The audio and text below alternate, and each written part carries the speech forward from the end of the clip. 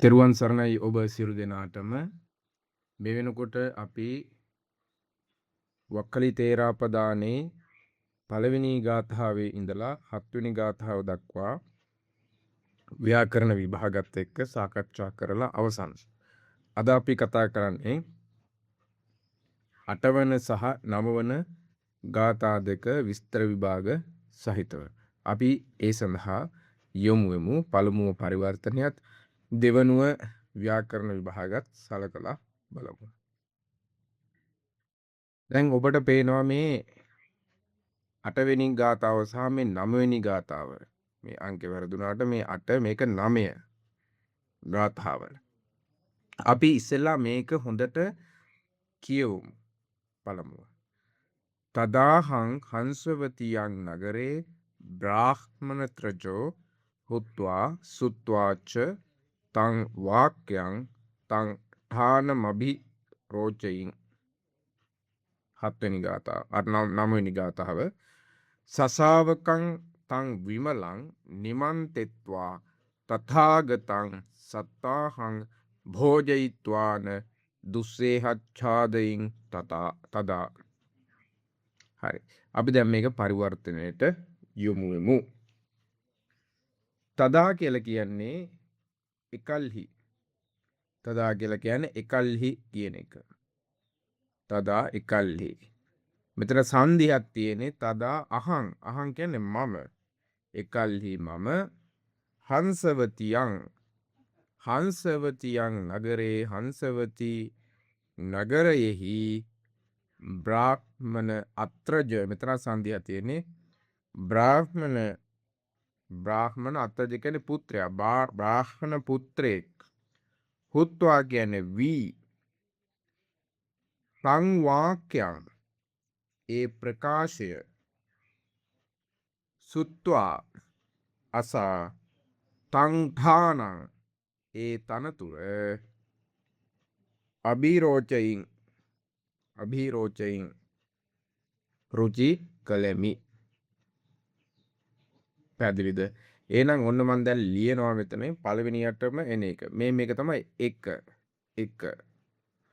තදාහං හංසවතියන්. මේක 2. නගරේ 3. බ්‍රාහ්මනත්‍රජෝ 4.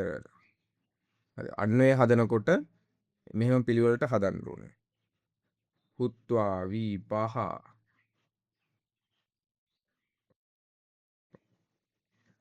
තං වාක්‍යං මේක අපි එකක් විදියට ගමු. තං වාක්‍යං 6.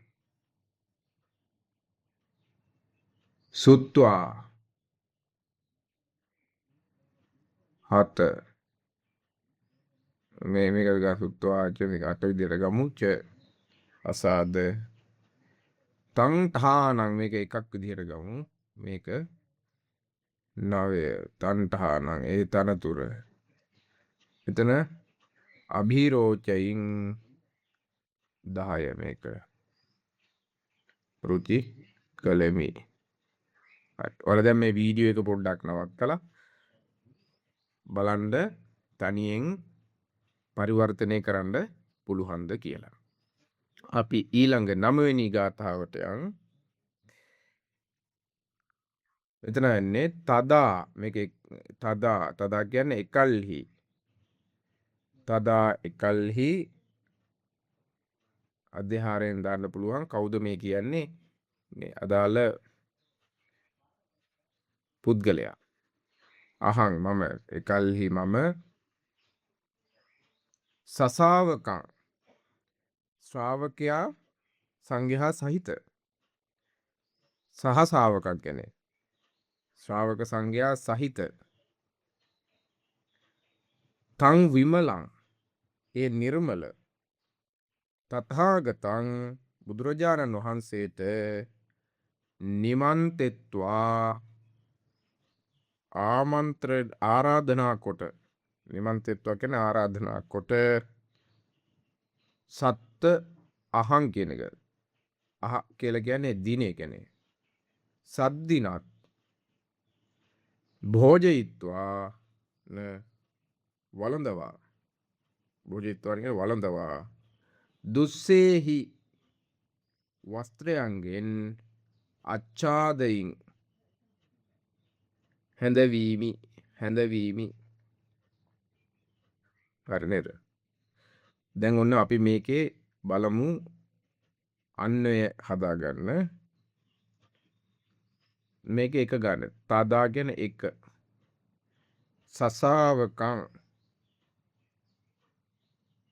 දෙක.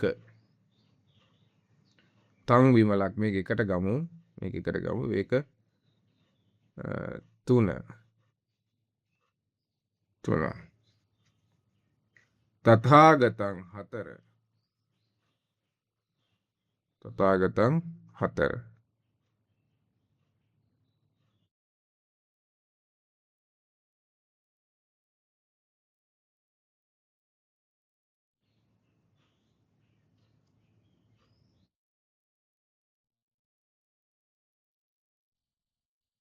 හරි. තථාගතං හතර. නිමන්තෙත්වා මේක වහා.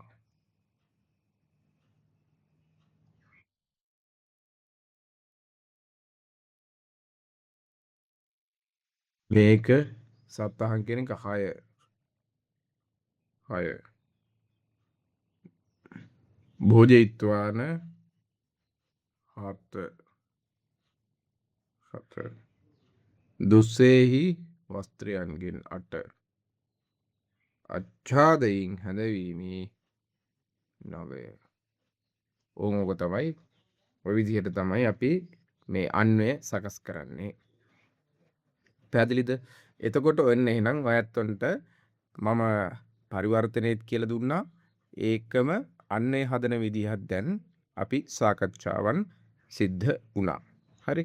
එතකොට මේ පළවෙනි ගාථාවෙන් මෙන්න මේ පළවෙනි ගාථාවෙන් මේ ගාථාවෙන් කතා කරන්නේ ඔයාලා දන්නවා විශේෂයෙන් මේ වක්කලි හාමුදුරුවෝ අදාළ ඒ තනතුර ලබා ගැනීම සඳහා කරපු පින්කම් මාලාව. පින්කම් කියලා මේ අතීත ප්‍රවෘත්තිය තමයි මෙතන ඉඳලා මේ සිද්ධ කරගෙන යන්නේ. එතනදී තමයි කියන්නේ මම ඒ කාලේ හංසවතී කියන නගරේ හිටියා. බ්‍රාහ්මණ පුත්‍රයෙක් වෙලා. එතකොට මේ බුදුරජාණන් වහන්සේ තමන්ගේ ශ්‍රාවකයන්ට මේ අදාළ අගතනතුර ලබා දෙනවා දැකලා ඒ තනතුර මටත් ලැබෙයි කියලා ලබා ගන්න තිබ්බනම් හොඳයි කියලා සතුටු වුණා කියලා මේකෙදී සඳහන් වෙනවා. එතකොට මේ දෙවෙනි එහෙම නැත්නම් 9 වෙනි ගාථාවේ කියන්නේ ඉතින් ඒ තනතුර දැන් මේ ගැන සතුටු වෙලා මේ සඳහා කරන්න ඕනේ පින්කම් මොකක්ද කියන එක තමයි මෙතන කතා වෙන්නේ. එතනදී මේ තථාගත ශ්‍රාවකයන් සහිත මේ බුදුරජාණන් වහන්සේට මේ දානයකට ආරාධනා කරා මේ සත් දවසක්ම. ඒක දවස් 7ේම මොකද කළේ? සිවුරු පිරිකරත් පූජා කළා. වගේම දානයත් පූජා කරලා කටයුතු සිද්ධ කරන්නට වුණා. මේක තමයි මේකෙදි කතා වෙන්නේ. හොඳයි අපි යමු දැන් මේකේ තියෙන ව්‍යාකරණ විභාග වලට. හරි. මෙතන මම කතා කරන්නේ මෙන්න මේ 8 වෙනි ගාථාවේ 8 වෙනි ගාථාවේ ව්‍යාකරණ ටිකට තමයි අපි දැන් පළමුව යන්නේ. දැන් මෙතන මම දාලා තියෙනවා තදාහං කියලා. හරි. මෙතන මේක තියෙන්නේ මේ සංදි පදයක්. දැන් ඔයාලා දන්නවා දැන් උසස් පෙළ ශිෂ්‍යෝ දන්නවා මෙන්න මේ වගේ මේකට කියන්නේ විසන්ධි පදේ කියලා. මේ පදය අපි විසන්ධි කරනවා තදා අහං කියලා. එතකොට මේ තනි පදයක් බවට පරිවර්තනය කිරීමේදී මේක ස්වර වෙන් කරන්න ඕනේ. මම මෙතන නිකන් ලියලා පෙන්නනවා. තද් එතකොට තද් මේ තද් අං ආයන්න මේ බලන්න තදා අහං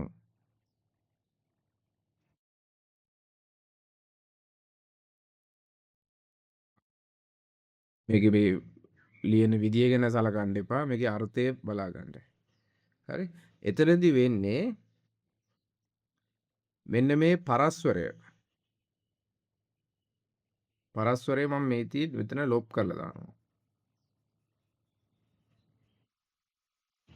පරස්වරය ලොප් කරලා මේ දෙක ලං කරනවා. හරි? එතකොට දායන් වෙනවනේ. කොහොම දායන් වෙනවා. එතකොට මේ ටික එහෙම්මම ලියනවා. මේ තදාහන කියලා ඔහොම හැදෙනවා. පැහැදිලිද? හරි. එතකොට එහෙනම් මේතන තියෙන්නේ දැන් විභාගයට ඇහුවොත් එහෙම මේ තදාහන් කියලා දාලා ඔය ඇත්තට ලියන්න පුළුවන් වෙනවා පරස්පර ලෝප සංදි පදයකී කියලා ලියන්න පුළුවන්. හරි. ඊළඟට දෙවෙනි එක බලන්න බ්‍රාහ්මණ ත්‍රජෝ කියන එක. එතකොට මේක බ්‍රාහ්මණ ත්‍රජෝ කියලා කියන්නේ බමුණාගේ පුත්‍රයා. බමුණාගේ පුත්‍රයා. එතකොට මෙතන තියෙන ඔයත්තන්ට පේනවා මෙතන විභක්ති අර්ථයක් තියෙන්නේ. බ්‍රාහ්මනස්ස අත්‍රජෝ. බ්‍රාහ්මණයාගේ පුත්‍රයා. එතකොට එහෙනම් මේක මොකක්ද? මේක සමාස පදයක්. මොන සමාසද? තප්පුරිස. මේක තප්පුරිස සමාස පදයක්. හරි? තප්පුරිස සමාස පදයක්. තප්පුරිස මේ චට්ටි තප්පුරිස චටි විභක්ති තප්පුරිස සමාස පදයක්. එතකොට දැන් ඔයත්තන්ට පුළුවන්කමක් තියෙනවා මේක තේරුම් ගන්න කොහොමද උනේ කියන කාරණාව. පැහැදිලිනේ? එනම් බ්‍රාහ්මණ ත්‍රජෝ කියලා කියන්නේ බ්‍රාහ්මණත අත්‍රජෝ බ්‍රාහ්මණ ත්‍රජෝ කියලා තමයි මේක හැදෙන්නේ. එහෙනම් මේකට ඔයාලා ලියන්න ඕනේ මෙහෙම පදයක් දීලා මොකක්ද මේ කියලා. ඒතකොට ලියන්න ඕනේ චට්ටි විභක්ති තප්පුරිස සමාස පදේකී කියලා ලියන්නට උවමනයි. හරි. ඊළඟ බලන්න හුත්වා කියන එක. හුත්වා. එතකොට සාමාන්‍යයෙන් ධාතු මංජුසා මේක තමයි අපි කියන්නේ ධාතුව කියලා. නැති මේකට කියන්නේ ධාතුව. මේ හූ කියලා කියන්නේ මේකේ ධාතුව. හූ සත්තායක්. හූ කියන ධාතුවේ තේරුම තමයි සිටීමෙහි. ඉන්නද වීමෙහි. හූ සත්තා කියන්නේ වීමෙහි. හරි? එතකොට හූ ත්වා මේක මොකද්ද? පූර්ව ක්‍රියා ප්‍රත්‍යක්. එතකොට ඒ අනුව තමයි මේ හුත්වා කියන එක හැදිලා තියෙන්නේ. එතකොට ඒක තේරුම මොකද? වී කියන එක. හුත්වා කියන්නේ වී.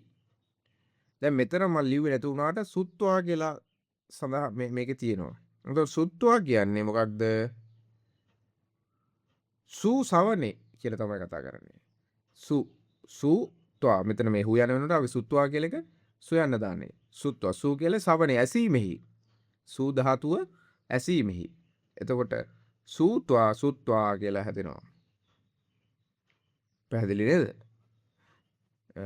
ඒ අනුව තමයි. එතකොට මේ නම් හුත්වා කියන්නේ සුත්වා කියන්නේත් ඔබට ලියන්න පුළුවන් පූර්වක්‍රියා පද දෙකකී කියලා මෙතන දාන්න පුළුවන්. හරි. ඊළඟට අපි බලමු තාන අභිරෝචයින් කියන එක. දැන් මෙතනදී වෙලා තියෙන්නේ ඔබට පේනවා මෙතන පූර්ව පදයේ අග ස්වරය පූර්ව පදයේ අග මොකද වෙන්නේ? නිග්ගහීතයක් වෙනවා. මේ පූර්ව පදයේ අග නිග්ගහීතයක් පේනවා. මේ තියෙන නිග්ගහීතය. හරි. මේ නිග්ගහීතයට මොකක්ද වෙන්නේ? මයන්නක්. මයන්නක් මොකද්ද වෙන්නේ? ආදේශ වෙනවා. මොකද බිඳුව අයින් වෙලා මයන්නක් ආදේශ වෙනවා.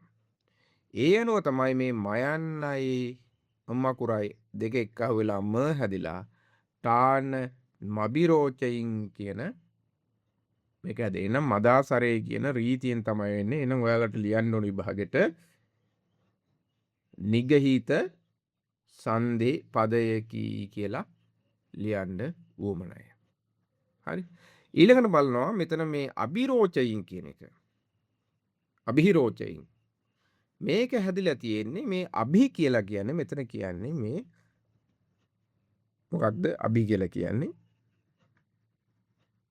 උපසර්ග පදයක්. මේ රුච කියලා කියන්නේ මොකක්ද? මේ රුච කියන්නේ ධාතුව. රුච රෝචනය කියලා තමයි මේ ධාතු මජ්ජුසාවේ තියෙන්නේ. රුච කියලා කියන්නේ රුචි කිරීමේ. එතන අභිරෝච අභි කියලා කියන්නේ විශේෂ අර්ථයෙන් අපි දාන විශේෂයෙන්ම මේ රුචි වීමක් ගැන කතා කරන්නේ. මේ ඉන් කියලා කියන්නේ මොකද අජ්‍යතනේ උත්තම පුරිස ඒක වචන ප්‍රත්‍යක් තමයි තියෙන්නේ පරසපද. හරි. එතකොට දැන් මේ තුන පැහැදිලි ඇති. එතකොට ඒ අනුව තමයි මේ අභිරෝචයින් කියන එක සකස් වෙලා තියෙන්නේ. හරි. එතකොට අපි ලියන්න ඕන මෙහෙම පදයක් දීලා මොකක්ද මේ කියලා අහුවොත් එහෙම අජ්‍යතනේ ආඛ්‍යාත පරස්සපද උත්තම පුරිස ඒක වචන ක්‍රියාපදයකි කියලා ලියන්න උවමනයි. එතකොට එහෙනම් අපි කතා කළේ මේ 8 වෙනි ගාථාවේ ව්‍යාකරණ ටික. මේකේ මොනවා හරි ගැටලුවක් තියෙනවා නම් මට කමෙන්ට් සෙක්ෂන් එකේ දාන්න. අපි 9 වෙනි ගාථාවේ එක යනවා. 9 වෙනි ගාථාවේ අපි ඒකේ තියෙන ව්‍යාකරණ විභාග පිළිබඳව. මෙතන තියෙනවා සසාවකං. සසාවකං කියන්නේ සහ ශාවකේහි යෝ වත්තතේ සෝ ශාවකයන් සහිතව යෝ යමෙක් වත්තතීද පවතීද සිටීද හෙතෙම තමයි සසාවකන් කියලා කියන්නේ. ඒකට ශාවකයන් පිරිවරාගෙන යමෙක් ඉන්නවද ඔහු තමයි ශාවකයා සහිත සසාවක කියලා කියන්නේ. හරිද? එතකොට මේ මොකක්ද? ප ආදී පුබ්බ පද කම්මදාර සමාස පදයක් තමයි මේ තියෙන්නේ. එතකොට මේ මෙතන මේ සහ කියලා කියන්නේත් මොකක්ද? මේ අව්‍ය පදයක්. එතකොට මේ අනුව තමයි මේ සැකසීලා තියෙන්නේ. නම් මේක අපි කොහොමද ලියන්න ඕනේ? ප ආදී පුබ්බද කම්මදාරය සමාස සමාසයේ ဒုတိ ය විභක්ති ඒක වචන පදයක් කියලා ලියන්න ඕනේ ව්‍යාකරණ විභාග දාන්න කියන කොට. ඊළඟ බලමු නිමන්තෙත්වා. නිමන්තෙත්වා. එතකොට බලන්න මේ මෙතනත් පේනවා නී කියලා කියන්නේ මොකක්ද? උපසර්ගයක්. මෙතන මේ මන්ත කියන එක තමයි අපිට ගන්න වෙන ධාතුව කියලා කියන්නේ. එතන මන්ත කියන ධාතුවේ අර්ථය තමයි ගුත්ත භාසන ජාරණය. ඒ කියන්නේ රහසිගතව සිද්ධ කරන මේ භාෂණයක් හැඳිනගන්නේ මන්ත කියන මේ ධාතුවෙන් තමයි. හරිද? එතකොට මෙතන ගත්තහම එතකොට මේ ත්වා කියලා කියන්නේ මොකක්ද? පූර්ව ක්‍රියා ප්‍රත්‍යක්. දැන් අපි මෙතන මේ භාෂාවේ පාලි භාෂාවේ මේක භාවිතාවේදී තමයි මෙතන සුපිරි වැඩ කැල්ල තියෙන්නේ. අර දැන් මේ වෙනුවට ගත්තොත් නිමන් තෙත්වා කියන එක මේ හදාගන්න අමාරුයිනේ. දැන් මෙතන මේ රීතිය තමයි රීතිය තමයි මෙතන ගත්තාම මේ දැන් අපි ආරාධනා කරන්නේ සාමාන්‍යයෙන් අපේ ශාසන ව්‍යවහාරයේ අපි මහා සංඝරත්නයට ආරාධනා කරනකොට බුදුරජාණන් වහන්සේටනේ මෙතනදී ආරාධනා කරන්නේ. කෙලින්ම ගිහිල්ලා බුදුරජාණන් වහන්සේට මේ ආරාධනා කරනවා නෙමෙයි. උන්වහන්සේගේ උපස්ථාදායකයට හරි ලවා තමයි මෙතනදී මේ ආරාධනාව සිද්ධ කරන්නේ. ඒ නිසා අපට මෙතෙන්ට දාන්න වෙනවා මෙන්න මේ රීති යටතේ මොකද ධාතුහි නේනය නාපේ නාපයා කාරිතානි හේතුවත් හේ. එතකොට එහෙනම් මෙතන නිමන්තේ කියලා දාගන්න වෙනවා. එතකොට මෙතනදී මේක අමුතුවෙන් පැනවිල්ලක් නෙවෙයි. නේ කියන එක නේ කියලා එක අපි දැම්මොත් නේ කියන මේ ප්‍රත්‍යය දැම්මොත් මෙතන නයන්න ලොප් වෙච්චාම එයන්නක් තියෙන. එතකොට එහෙනම් මේක මන්තේ කියන එක හැදෙනවා. මේ රීතියක් අනුකූලව තමයි මේ මන්තේ කියන එක හැදෙන්නේ. මෙන්න මේ ධාතුවම තමයි මන්තේ කියලා හැදෙන්නේ. නිමන්තේත්වා නිමන්තෙත්වා කියලා හැදෙනවා. නමුත් මේක ධාතුව තමයි මන්ත කියන ධාතුව. ඒකට මේ ධාතුවටම තමයි මෙතනදී මේ ප්‍රත්‍යය ඇතුළත් කරලා හදලා තියෙන්නේ. හරිද? එතකොට එහෙනම් විභාගෙදී නිමන්ත ත්වා කියලා ලිව්වට ප්‍රශ්නයක් නැහැ. මේක අපට නම් හැදෙන විදිහ ඔයගේ රීතියකින් තමයි මේක නිමන්තේ ත්වා කියන. එතකොට තමයි මේක ගාන්ට නිමන්තෙත්වා කියලා හැදෙන්නේ. හරි? එතකොට ආරාධනා කොට කියන එක. මේක අර බැලු මැල්මට පේන්නේ මේක මේ භාෂාව භාවිතයෙන් තමයි අපට හොයාගන්න පුළුවන්කමක් තියෙන්නේ. හරි. ඊළඟට බලන්න මම හිතන්නේ ඒක ටිකක් තේරෙන්න ඇති කියලා විශ්වාස කරනවා. සත්තාහං කියන එක. දැන් මෙතන කට්ටිය හිතන්න පුළුවන් අහං කියලා. සත්තාහං කිව්වම මේ අහං කියලා හිතෙන්න පුළුවන්. මෙතන එහෙම එකක් මේ තියෙන්නේ. සත්ත කියන්නේ හත කියන එක. අහ කියලා පාලියේ අහ කියලා කියන්නේ දිනය කියන එක. අහ කියලා කියන මතක තියන් දිනය. නැතු මේ අහං කියන්නේ මම කියලා මේ වගේ තැන්වල පටල ගන්න එපා. මේ අහ කියන එකේ තේරුම තමයි දිනය කියන එක. එතකොට මේ සත් දින. එතකොට මේ මෙතන මේ ဒုတိ ය විභක්ති අර්ථයක් තමයි මෙතනට ඇවිදිලා තියෙන්නේ. ඒ අනුව අපිට ဒုတိ ය විභක්ති ඒක වචන පදයක්. එතකොට මේ ဒုတိ ය විභක්ති ඒක වචන පදයක් විදිහට තමයි මේ සත්තාහං කියලා එක හැදලා තියෙන්නේ. එතකොට මේක විසන්ධි සමේ මේකේ ස්වභාවය තමයි මේ කියන්නේ සංධිය තමයි සත්තාහං. තේරෙනවද? සත්තාහ කියන එක.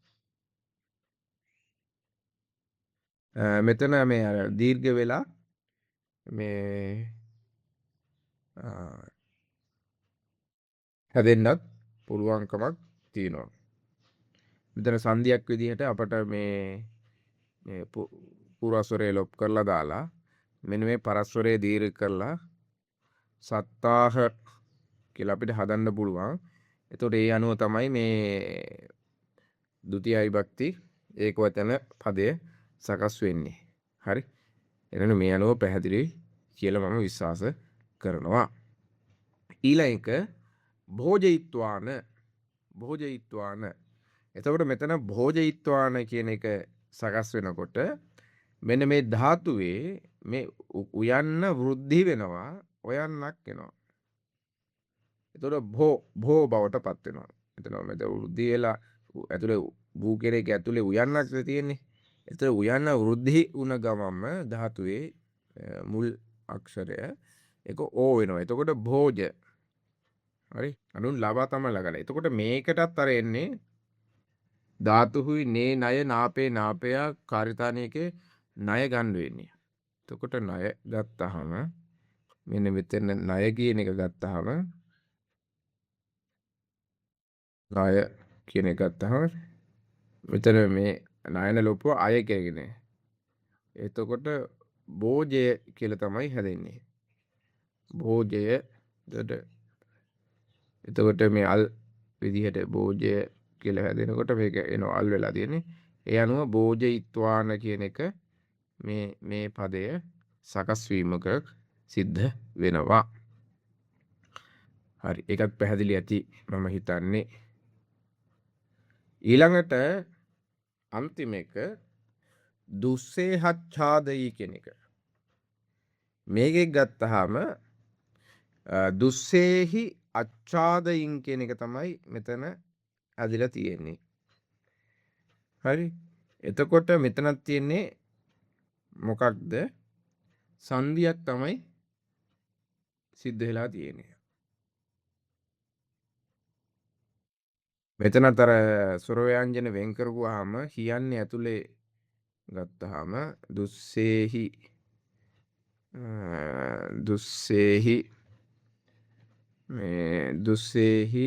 කියන එකේ ලිව්වොත් මේක අමාරුයි නෑ. කියන්න විතරක් මං එළියට අරන් බලන්න. මෙහෙම අල් හයන්නයි යන්නයි ගත්තාම මෙන්න මේ යන්න පූර්වස්වරේ ලොප් වෙනවා. එතකොට අල් හයන්න ඉතුරු වෙන්නේ. ඒක අයන්නත් එක්ක මේනවා. දුස්සේ හච්චාදයින් කියලා එක තමයි ඒ අනුව හැදෙන්නේ. එතකොට ඒකේ නම් පූර්වස්වර ලෝප සංධියක්. පූර්වස්වර සංධියක්. හරි. මම හිතන්නේ මේක පැහැදිලි ඇති කියලා මම විශ්වාස කරනවා.